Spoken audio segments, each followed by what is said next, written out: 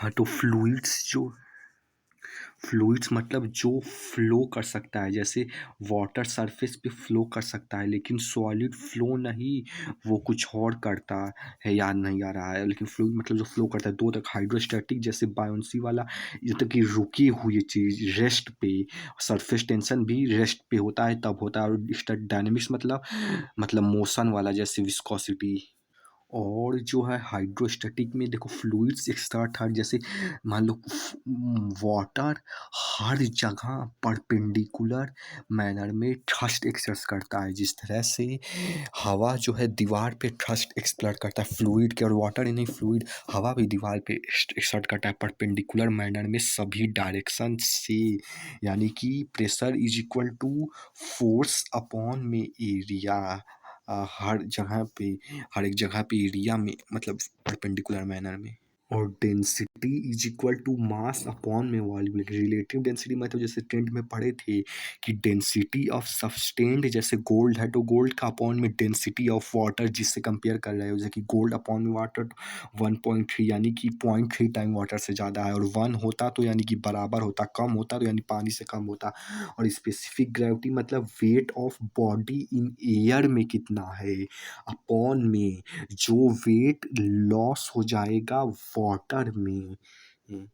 और ये इसके स्पेसिफिक ग्रेविटी रिलेटिव डेंसिटी के लगभग मतलब सेम ही होती है। हाँ, तो अब देखो मेन फॉर्मूला इसका यही है, बहुत आसान है, जो कि जैसे कि h rho g equal to P2 minus P1 आएगा, तो फिर इसको एक को इधर कोई भेज दोगे तो P2 इज इक्वल टू, जैसे कि ये है, इस पे मान लो अब इसमें ये H इतनी गहराई में है, और ऊपर का P1 है, नीचे का P2 है, H जितनी गहराई पे है। तो P2 का प्रेशर फाइंड करने के लिए P1 यानी जो P1 है प्लस में ये जो P1 है, H यानी कितनी गहराई में है, H P2 प्लस H, और रो यानी डेंसिटी कितना है वाटर का, इनटू में ग्रेविटी यानी कितना ग्रेविटेशन है, क्योंकि जितना ग्रेविटी ज़्यादा होगा उतना ही ज़्यादा खींचेगा, जो कि प्लेनेट के चेंज वजह से है। तो यही है कि P1 यानी कि ऊपर वाला प्रेशर प्लस में H यानी कितनी गहराई में है, हाइट, और रो मतलब कि डेंसिटी क्या है वाटर जो भी है उसकी डेंसिटी क्या है, और जी मतलब जितना ज़्यादा ग्रेविटी होगा उतना ही ज़्यादा वो होगा, और डेंसिटी में भी जितना ज़्यादा डेंसिटी होगा उतना ज़्यादा वो होगा, और हाइट में भी, क्योंकि देखो हाइट में भी जितना ज़्यादा होगा उतना ज़्यादा होगा, क्योंकि देखो वाटर में जैसे जैसे नीचे जाओगे, जैसे ऊपर कम होगा, लेकिन और जितना नीचे जाओगे उतना जो है प्रेशर बढ़ता जाएगा। क्यों? क्योंकि पूरा पानी जो है तुम्हारे सर पे प्रेशर ज़्यादा, पानी रहेगा तो ज़्यादा प्रेशर लगाएगा, और वहीं पे ऊपर रहोगे तो कम प्रेशर पानी लगा पाएगा, इसलिए जो है गहराई में जाओगे तो प्रेशर इसलिए बढ़ता है। तो ये चीज़ समझ आ गई होगी फॉर्मूला। अब देखो यही इसमें का P2 मतलब P हो जाता है, और P1 मतलब जब ऊपर रखा रहेगा तो एटमॉस्फेयर के कन्वर्ट तो P एटमॉस्फेयर प्लस H रो जी हो जाता है। और देखो वो अगर सेम लेवल पे है P1 भी P2 भी, तो यानी हाइट जीरो हो जाएगा, तो इंटू जीरो हो जाएगा, तो सब जीरो हो जाएगा इधर वाला टर्म, तो P1 इधर चला जाएगा, तो P2 इज इक्वल टू यानी कि प्रेशर कांस्टेंट हो जाएगा। और इसमें देखो ये इस पे नहीं डिपेंड करता है कि कितना ज़्यादा क्वांटिटी में वाटर है, ये केवल हाइट पे डिपेंड करता है। इसमें से ऐसे लगाओगे तो इसमें हायर लेयर से लोअर लेवल में नहीं जाएगा, क्योंकि इसमें ये नहीं डिपेंड करता है कि कितना ज़्यादा वाटर है, नहीं, बस केवल हाइट पे डिपेंड करता है, हाइट इक्वल है तो नहीं जाएगा। और पैस्कल लॉ का मतलब भी यही है कि अगर if gravity effect in neglected, यानी ग्रेविटी को हटा दो तो जो है सारे में सेम हो जाएगा प्रेशर। क्यों? क्योंकि ग्रेविटी से जब इसको इंटू करोगे, मतलब कि ग्रेविटी देखो जीरो हो गया, हटा रही है, तो ये पूरा टर्म में जीरो हो जाएगा, तो ये P1 इधर आएगा, तो P2 is equal to P1 हो जाएगा, तो मतलब P1 का प्रेशर और P2 का हर जगह इक्वल हो जाएगा तब जब ग्रेविटी हटा दोगे। यही पैस्कल्स लॉ है जिस पे एप्लीकेशंस हैं। और वो एप्लीकेशन ये है कि जैसे हाइड्रोलिक सिस्टम, यानी कि इसमें देखो ज़्यादा डिस्प्लेसमेंट करोगे तो यहाँ पे थोड़ा डिस्प्लेसमेंट होगा, लेकिन फ़ोर्स यहाँ पे कम लगाना पड़ेगा, यहाँ पे ज़्यादा लगाना, मतलब कि हाँ, यहाँ पे कम लगाना पड़ेगा, लेकिन यहाँ पे फ़ोर्स जो है ज़्यादा लगेगा। वो क्यों? देखो एनर्जी कांस्टेंट, मतलब वो वाली वर्क एनर्जी थ्योरम में देखो, मतलब कि दोनों एनर्जी बराबर होती है ना, एनर्जी क्रिएटेड डिस्ट्रॉय, तो क्या हुआ, क्यों फोर्स ज़्यादा लगा? फोर्स ज़्यादा इसलिए लगा क्योंकि देखो work is equal to force into में डिस्प्लेसमेंट,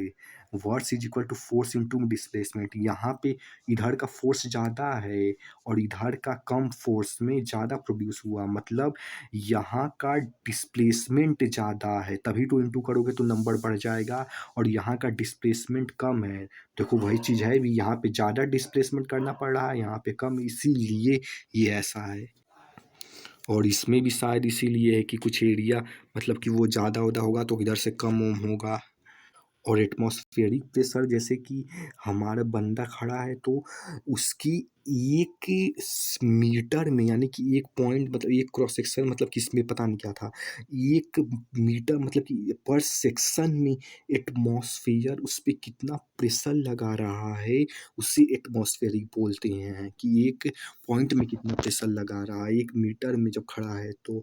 और हमारा ब्लड प्रेशर इसे प्रेशर को बैलेंस करता है, और वर्ल्ड एटमॉस्फेरिक 1.03 इंटू 10 to 5 वाला इतना लगाता है। और 1.01 to the 10 to the 5 pascal 760 M of mercury, 1 ball is को 10 to the 5 पास्कल, जो कि इसके लगभग बराबर है, 1 टॉर इज को 1 एम ऑफ मरकरी। और और यहाँ पे वर्ल्ड लिखो को दोगे कि 1 torr is equal to 760 M, छोड़ो। हाँ, तो बायोंसी देखो अब किसको बोलते हैं, बायोंसी व्हेन बॉडी पार्शियली या होली इमर्ज्ड। तो देखो जैसे कि इसके ऊपर डूबा, मतलब डूबा नहीं, मतलब इसके ऊपर है तो इतना पानी ऊपर की तरफ डिस्प्लेस हुआ। अब इसकी नेचुरल टेंडेंसी है कि ये वापस रीगेन करने की कोशिश करेगा, ये वाटर अपनी, तो ये वापस रीगेन करने की कोशिश करेगा, तो ये इधर इधर इधर फोर्स लगाएगा ताकि ये ऊपर चला जाए और ये वाटर अपना पूरा पोजीशन गेन करे, तो इसी को बायंस फोर्स बोलते हैं, जो ये रीगेन करने के लिए, इसको ऊपर ढकेलने के लिए ये जो फोर्स लगाता है। और ये क्या होता है, आर्किमेडिक पेंसिल अब दूसरी चीज़ है, जैसे कि ये इसमें डाले तो ये जैसे कि पहले 10 किलो का था, तो अब जाने के बाद वेट 60 किलो, यानी कि अब 3 किलो पानी इसमें आ गया। अभी उतना कंज्यूम ना बस कम हो जाए, उतना वॉल्यूम का पानी इसमें आ गया। तो तो इसका जो वेट ऑफ एयर था, यानी 10 kg माइनस में वेट ऑफ वाटर, यहाँ पे डब्ल्यू होगा की जगह, यानी कि 3 kg, नहीं नहीं 7 kg, क्योंकि 7 kg होगा ना इसमें वेट वाटर, तो वेट ऑफ एयर माइनस में weight of water is equal to buoyant force, यानी कि ये जितना डिस्प्लेस हुआ है वो भी कह सकते हो इक्वल है, क्योंकि ये दोनों चीज, ये और ये बायन फोर्स भी, और ये वेट ऑफ एयर और वेट ऑफ वाटर जो है, ये दोनों ये डब्ल्यू डी, यानी कि ये डिस्प्लेस्ड लिक्विड के बराबर है दोनों चीज। देखो कंफ्यूज ना हो, बस यही है कि जितना डिस्प्लेस हुआ है तो वेट ऑफ एयर माइनस में weight of water is equal to buoyant force, यानी कि बायंट फोर्स मतलब कि ये इस पे फोर्स लगा रहा है ताकि रीगेन कर सके, वही वैसे इसमें नहीं, छोड़ो यार, मतलब यही है। और ये दोनों जो है यानी कि इक्वल है वर्क डिस्प्लेस लिक्विड के, यानी कि डिस्प्लेस लिक्विड जो है उसका वेट भी बराबर है जितना वेट इसमें का कम हुआ है, ये उसके बराबर है, और होता है बहुत टाइम। और देखो लॉज ऑफ रोटेशन, यानी कि अगर वेट की क्या बोलते हैं, डेंसिटी सब्सटेंट का डेंसिटी, यानी पार्टिकल्स जो पास पास होते हैं, अगर डेंसिटी वाटर के डेंसिटी से ज़्यादा है तो डूब जाएगा, कम है तो फ्लोट करेगा उसमें भी, अगर ज़्यादा कम है तो ज़्यादा ऊपर की तरफ रहेगा, लेकिन थोड़ा वो है तो थोड़ा नीचे की तरफ वाला। और वेट ऑफ डेंसिटी ऑफ सब्सटेंट का वाटर, अरे वाटर और सब्सटेंट का बराबर है, तो ये लगभग सरफेस में छुएगा और ये इतना डूबा रहेगा। और ये सब पढ़ना, ये बस वही तीनों चीज़ को एक्यूरेटली यहाँ पे बताया गया है। और देखो जैसे कि इसका सेंटर ऑफ ग्रेविटी यहाँ पे है, लेकिन सेंट्रल ऑफ बायन्ट फोर्स यहाँ पे है। इसमें सेंट्रल ऑफ बायन्ट फोर्स यहाँ है, सेंट्रल ऑफ ग्रेविटी यहाँ है, तो ये उड़ के मतलब ये ऐसे फिर बन जाएगा। और क्यों, वो नहीं समझ आया। देखो सरफेस टेंशन क्या होता है समझने पे ध्यान दो। जैसा कि कोई भी ऑब्जेक्ट दुनिया में, जैसे वाटर हो गया, तो वो अपने सरफेस एरिया को मिनिमम रखने की कोशिश करता है ताकि उस पे जो है फ्रिक्शन कम जनरेट हो सके। इसी प्रॉपर्टी को सरफेस टेंशन बोलते हैं। देखो स्क्वायर स्क्वायर रेक्टेंगल बनाओगे तो उसमें मिनिमम नहीं होगा, सर्कल ही में ही सबसे मिनिमम सरफेस एरिया होगा ताकि फ्रिक्शन जो है उसके मॉलिक्यूल्स पे कम पड़े। अब देखो इंटरमॉलिक्यूलर फोर्सेस मतलब वही कि जैसे सॉलिड में ज़्यादा होता है और फिर नहीं मतलब कम होता है, वो तो समझते ही हो। देखो शॉर्ट रेंज में जैसे ग्रेविटी लॉन्ग रेंज से भी इफेक्ट पड़ती है, वैसे ही इंटरमॉलिक्यूलर फोर्सेस शॉर्ट रेंज में काम करते हो। इलेक्ट्रिक रेंज जैसे एटम के बीच में न्यूट्रॉन प्रोटॉन वाला वो सब उसमें होगा वेंडल वॉल। अब देखो ये दो तरह का होता है, ये है एक होता है कोहेसिव और एडहेसिव। देखो कोहेसिव मतलब, अरे यार फालतू का मतलब, कोहेसिव मतलब कि पार्टिकल्स सेम चीज के बीच में जो फोर्स लगता है तो उसे कोहेसिव बोलते हैं, यानी कि सेम चीज के मॉलिक्यूल्स के बीच लगता है, जैसे वाटर में ही लग रहा है। और एडहेसिव मतलब कि दूसरे दूसरे सबस्टेंट पे, जैसे कि एक यहाँ पे लग रहा है वाटर तो एक एयर का दूसरा दूसरा सबस्टेंट हो गया। इसीलिए मतलब कि कोहेसिव मतलब सेम सब्सटेंस में जब लगता है, और एडहेसिव मतलब दूसरे दूसरे में, समझ गए होगे। देखो डेफिनेशन भी वही है, बस एक चीज़ एक्स्ट्रा है कि जब वो चीज़ फॉर्म करती है सर्कल तो स्ट्रेच मेम्ब्रेन से जैसा थोड़ा चीज़ दिखने को मिलता है, और नहीं तो जो था वही था बस।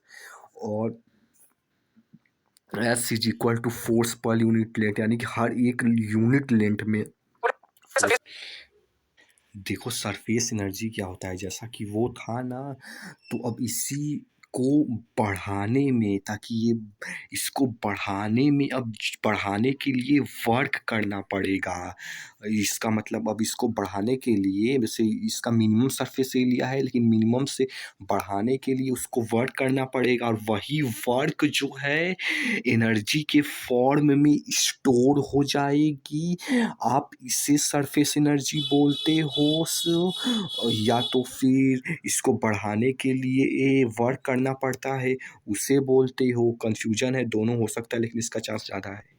यही होता है कि जैसे हम उसको ये मिनिमाइज करने की कोशिश कर रहे हैं तो हम उसको मैक्स करने की कोशिश करता है सरफेस टेंशन, तो सरफेस एनर्जी मन की हम वर्क करके उसको मैक्सिमाइज करने की कोशिश करेंगे। और देखो एनर्जी जब भी होती है हमेशा वर्क ही निकालना पड़ता है कि कितना वर्क लगा है उसे मैक्सिमाइज करने में। और देखो सरफेस टेंशन का था force per unit length formula था सरफेस टेंशन का, लेकिन इस सरफेस एनर्जी का यही सरफेस टेंशन इनटू में इंक्रीज इन एरिया, यानी जितना एरिया इंक्रीज हुआ है उसको इनटू कर दो सरफेस टेंशन से। हाँ तो देखो, क्योंकि देखना होता है फिर भी। देखो जैसे कि इसमें तीन तरह के, देखो इसमें तो ये इस डायरेक्शन में है और इस डायरेक्शन में है, तो दोनों डायरेक्शन बैलेंस हो गया, इक्विलिब्रियम में है। लेकिन यहाँ पे इस तरह के वाटर ड्रॉपलेट में जो है ऐसे स्लिप हो जाएगा थोड़ा, और इसका नेट रिजल्टेंट वेक्टर यहाँ बीच में आ जाएगा। तो ये और पॉइंट टू बी नोटेड कि सरफेस टेंशन जो है अपने वाटर को मतलब कि अपने एरिया को मिनिमाइज करने की कोशिश करता है, इसलिए ये, अरे यार मतलब कि सरफेस एरिया अपने मिनिमम रखने की कोशिश करता है, तो ये इसको दबाएगा, वाटर को दबा के एकदम पिद्दी बन जाएगा, क्योंकि वो मिनिमम रखने की कोशिश करेगा, करता है तो मिनिमम रखने की कोशिश करेगा, लेकिन नहीं होता है क्योंकि वाटर के पार्टिकल्स जो होते हैं वो उल्टा काउंटर बैलेंस फोर्स एक्सर्ट करते हैं, जिससे कि वो पिद्दी नहीं होता है। और इसमें भी उसी तरीके से होता है, ये दोनों स्लिप करता है और बीच में वेक्टर रिजल्टेंट, और ये इसका ये सरफेस एरिया को मिनिमाइज करने की कोशिश करने की तो एकदम पिद्दी बना देगा, लेकिन ये लेकिन उसके पार्टिकल्स जो है काउंटर बैलेंस करते हैं, तो अपना ये जो है फॉर्म में रहता है और हमेशा जो है वाटर का पार्टिकल्स कॉनकेव देखो इसमें भी कॉनकेव की तरह ही में और इसमें भी कॉनकेव की तरह में ही फ़ोर्स एक्सर्ट करता है। और ये जो वाटर का पार्टिकल एक्सर्ट करता है उसे एक्सेस प्रेशर बोलते हैं, समझ गए ना? ये मिनिमाइज रखने के लिए जो है एकदम दबा देगा ताकि मिनिमम सरफेस एरिया हो, लेकिन ये वाटर का पार्टिकल्स जो है फिर वो बचा लेता है। और ये एप्लीकेशंस वगैरह हैं ये भी पढ़ लेना, हाइड्रोडायनेमिक मतलब कि उस